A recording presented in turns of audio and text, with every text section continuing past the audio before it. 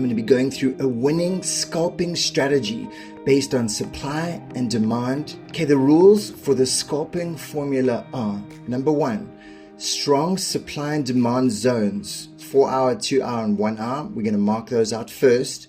Number two, we're going to look for confirmation entries on the 12-minute, on the 5-minute. We're going to look for Choch entries, indecision candles, trendline breaks, divergences, and we're going to use the volume profile to help us find those perfect entry places. This technique is not dependent on a directional bias. First of all, we start with a strong supply and demand zone. So we come to our 4-hour chart, we mark out all the supply and demand zones, come to the 1-hour chart, mark out all the supply and demand zones. We draw out the higher time frame zones. Then when price comes to these zones, that is, we want to go to a lower time frame and start looking for entries. That is the basis on this formula. We go into a 4-hour time frame and we look for change of characters and break of structures. Then we mark out the indecision candles. Then we go to the 1 hour or the 2-hour zone and we do the same thing. We look for change in characters, break in structures, and we mark out order blocks, indecision candles. As you can see, we had a break of structure here. We mark out this nice indecision candle, go to break of structure here, order block, break of structure here. Once we have marked out our higher time frame zones, then we go to lower time frames to look for entries. I'm going to be going through a few different entry types. The first entry type is we look for a change of character or a Choch entry or an indecision candle. So price comes down, dips into our higher time frame zone. We get this break in structures, change of character. It leaves behind an indecision candle. We mark that out. Price comes back, taps into the zone. This becomes our 5-minute confirmation entry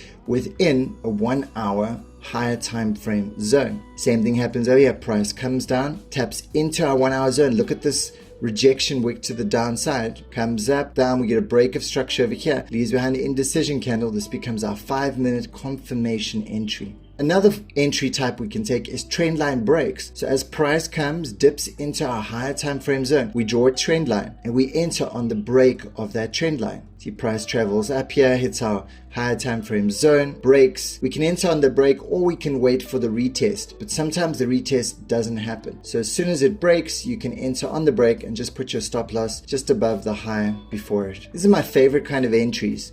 We're going to use divergences and the volume profile. We're going to use an indicator called Wu Manchu. This is how you add it. And then we're going to add the session volume profile as well. And this is how you add it here. These are the settings for the Wu Manchu. I've only got 12 settings on and these are the only ones that I'm using. It should look like this. I've just customized it to my colors that I like, but you can customize it to your colors. And it marks out all the divergences. I'm going to show you how that works now. If you don't know what a divergence is, it's when price and momentum are doing the opposite. So the bearish divergence is when price is going up, but momentum is going down. See, these are momentum waves on the Wu Manchu. A bullish divergence is when price is going downward, but we see the momentum is pointing upwards. So the momentum waves are the opposite of what price is presenting. This is what we call a divergence. It is a strong sign that is a reversal in the market that's going to happen. Then we add the session volume profile. And these are my settings over here.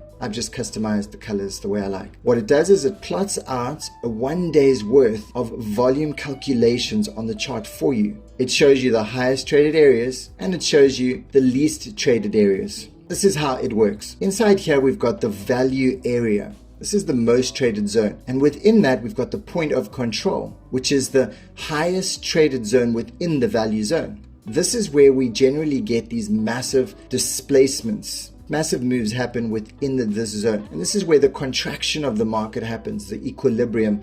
But what we want to focus on when price goes outside the value area high, this is when things become overbought. When dips below the value area low, this is where price becomes oversold. Our primary two focal points in this trading strategy is we want to look for short entries above the value area high when price is overbought. And we want to look for long entries when price dips below the value area low. This is when price is oversold. Here's a more detailed example. We look for shorts above the value area high.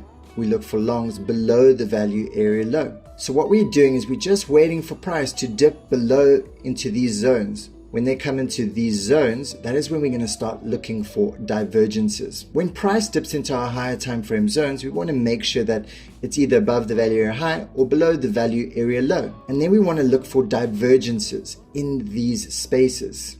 When price comes above the value area, as you can see here, it pops back down into value and down below the value area low, then it pops back up. And you'll see price keeps doing this ping-ponging of price oscillating from cheaper to more expensive, because obviously if you want to buy something, you want to buy it at the cheapest price. If you want to sell it, you want to sell it at the best price. Now we combine divergences and volume profile at our higher time frame zones for entries. We look for divergences when price is above the value area high. We look for divergences when price is below the value area low. When price is in oversold or overbought areas, we are more likely to see a reversal.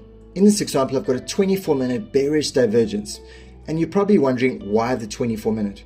What I do is I select multiple time frames, and I look for time frames where the setup looks the cleanest. In this particular 24-minute example, the divergence looked the cleanest to me, and that's why I decided to take a trade on this level. So I generally just go through all the time frames and look for one that looks the best to me and the easiest to spot. Price comes up, taps into our higher time frame zone, our 1 hour zone over here. It's above the value area high, so we can see it's in oversold regions. We see our divergence, price is going up, the oscillator and momentum is showing downward momentum. This becomes a perfect entry zone. As you can see, there's 3 divergences, the first one and the second one. We could have actually entered on the first one for a short scalp, and the second one was the major move. In this example, we've got a 12-minute bullish divergence. Price comes down, taps into the high time frame zone. We drop to a low time frame, and we look for a divergence that's below the value area low. And as you can see, this is not a perfect divergence, but it is equal. Even if it is equal and the oscillator is showing the momentum is going upwards, that is still a valid divergence. 5-minute bearish divergence. Price taps into our higher time frame zone over here. It is above the value area high. We see a triple divergence. We could have entered on the first for a short scalp and a second for a big drop. You can take these entries from multiple different time frames. There's a 24-minute bullish divergence. Price taps into our high time frame zone. It's below the value area low. We see a nice divergence showing. This would have been an amazing entry over here. Before we go any further, smash that subscribe button so I can bring you more of this kind of content. Alright guys, we are on CHZ USDT, a crypto coin. I'm going to start on the 4-hour chart. And all we need to start doing is we just start marking out the order blocks that we see. And these are the 2 that I've spotted immediately on the 4-hour. Then I drop to, let's say, a 2-hour. And look, we can refine it. See this perfect indecision candle over there. Here's an indecision candle at this break of structure. So we're looking for break of structures. You can see the structure was broken. We're looking for break of structures. At the break of structures, we're looking for order blocks, indecision candles. You can see here another break of structure. And here's left behind a nice little indecision candle. See, it taps in perfectly. So I like to just go mark out. You can see a break in structure over here, left behind this order block, but it broke straight through. So I plot out the zones on the 1 hour and the 4 hour, and then we can go to a lower time frame and we can look for these confirmation entries. Then what we do is we put on the session volume profile. We wait for price to tap into our higher time frame zones. Price taps into our higher time frame zone. We can see it's above the value area high, and we've got a divergence over here, big divergence, all the way down to here. This would have been an entry, this would have been an entry. You could have actually entered at any one of these points, but the best entry would have been over here when you see this big rejection wick and this rejection wick over here. What we can do if we want it to become clearer, we drop into even a more lower time frame. So we can see taps into a higher time frame, and here we've got a very nice divergence. We could have entered over here for a nice scalp, or we could have waited for another divergence and entered over here. And we see price broke structure, and then we had this massive drop to the downside. And we would have targeted the low of the structure here, or the value area low. Price capitulated to the downside, and let's go have a look over here. Price tapped into our zone within a zone over here. You can see it's below, just below the value area high with the divergence on the oscillator. This would have been a wonderful entry. Or we could have waited for this break in structure over here and entered over here. Could have waited for this another break instruction, entered on this indecision candle. But there was a little bit of drawdown. Let's go look at another example. Here we go. Price taps into a high time frame zone. It's above the value area high, and we see a divergence. Price is going up and the oscillator is going down. We also get an indecision candle. I just love marking out indecision candles. Let's have another look at another example. See, so everywhere we've marked higher time frame zones, we go into those zones and we see when price is above the value area high, these two cases. Then we look on the oscillator and we can see price is coming up, but the momentum is going down. Over here, price is going up, but the momentum is going down. These become prime entry zones. We could have entered right over here.